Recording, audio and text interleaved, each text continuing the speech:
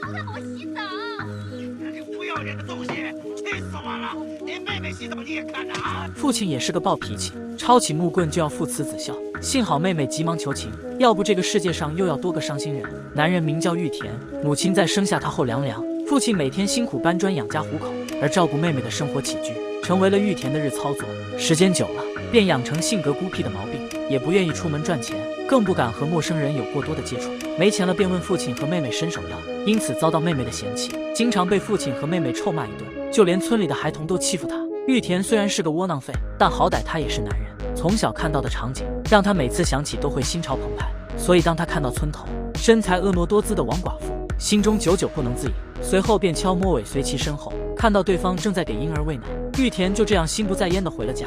当晚浴室传来声响，玉田走近后发现妹妹正在洗澡，于是便蹲在窗外偷看，被老爸发现后一顿暴 K， 玉田被打得头破血流，这让他愈发的兴奋。天亮后，玉田在王寡妇的必经之路蹲守，看到对方女儿摔倒，他便赶忙跑去扶起。得知寡妇要去隔壁村子卖柴，就说自己可以帮忙背上女儿，让王寡妇在前面带路。两人在路上有一句没一句的聊着，可走了没几步，女人再回头发现玉田和孩子都不见了，她赶忙去找，在一处废弃房屋前找到了玉田。有没有看见我的女儿啊？说的他呀。玉田拿起锤子酷斥几下，将女人和婴儿全送去西北，然后做出了天理不容的事情。做完这一切后，回到家的玉田还装作若无其事的样子，继续偷看坐在沙发上的妹妹。被发现后，喜欢看女人你怎么不去啊？对了，我忘了你没钱，做妹妹的便宜你啦。玉田被臭骂一顿后，跑到小溪边洗脸冷静时，发现了第二个目标。清纯女孩在放学回家的路上，突然被藏在草丛中的男人击倒，随后便硬生生拖进小树林中，在光天化日下对女孩施暴。就这样，玉田在犯罪的道路上越走越远。回到家的他若无其事地开始做饭。这时妹妹走了过来，妹妹的便宜你啦，有种女人玉田的妹妹性格火爆，被他用语言刺激后跑到河边洗脸时，玉田又看到一位母亲，白皙的肌肤让玉田心动，他赶忙捡起一块石头，顺着河边绕了过去。等他赶到时，那个母亲早已离开。就在玉田四下观察时，又让他发现了正在河边洗衣的女子。玉田在心中将女人记下，随后便回了家，又看到妹妹和男友讨论经文，还被两人嘲讽一番。天亮后，玉田迫不及待地来到河边蹲守，终于等到了昨日洗衣的女人。他从树上跃下，拿起榔头对着女人哐哐几下，接着拖到岸边灭口。次日，警方接到报案，说二仙桥附近发现女尸。在警方的侦查下，发现女尸身上有块石头。你闻闻，那你尝尝，有点腥，那就对了。送到省里人民医院分析一下遗传因子。当时的侦查设备不够先进，只靠这些线索是侦破不了案情的。另一边，刚消停没几天的玉田又开始作妖，光明正大的偷看妹妹和妹夫，压制不住体内洪荒之力的玉田，穿戴好装备又开始寻找猎物。这次他盯上了刚放学的纯欲少女，躲在一旁草丛。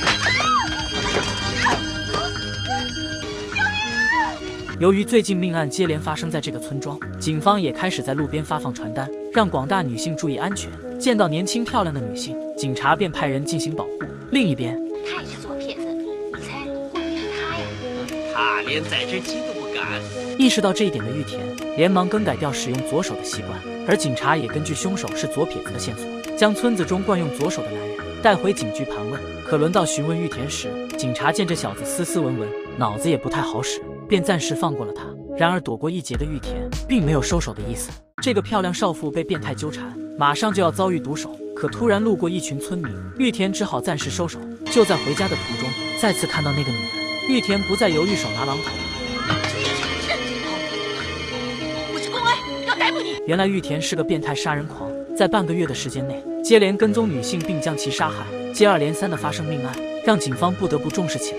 他们来到案发附近的村子进行调查，可没想到玉田胆子挺大，竟敢顶风作案，于是便有了开头的一幕。玉田没想到对方是警务人员，被女人一脚踢飞，对方随后吹哨摇人，隐藏在四周的警察闻声冲了出来。玉田见状撒丫开始往回跑，最终逃脱包围圈，一直待到深夜才敢回家。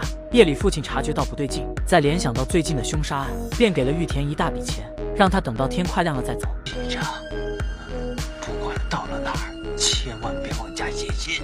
父子俩都流下了热泪。可玉田刚坐上车便被警察逮捕。入狱后的玉田在一次集体洗漱时故意吞下洗衣粉，然后拿起水桶猛往口中灌水，准备自杀。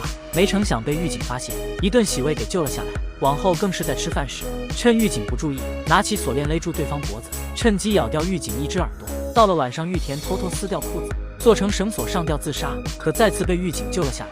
连续2次畏罪自杀失败，玉田终于决定坦白犯罪经过。不过在此之前，他提出3条要求：第一，我的姓名和地址要保密，以免有的人向我家里人报复；第二，不要在电视上出现；第三，我说出来以后要马上处决我。警方这才从玉田口中得知他所有的犯罪行为。电影最后，玉田执行死刑的时间到了，他向狱警要了3根自己从没抽过的进口香烟，猛抽1口后，将3根香烟插在送刑犯上，用来祭拜自己。随着一声枪响，影片到此结束。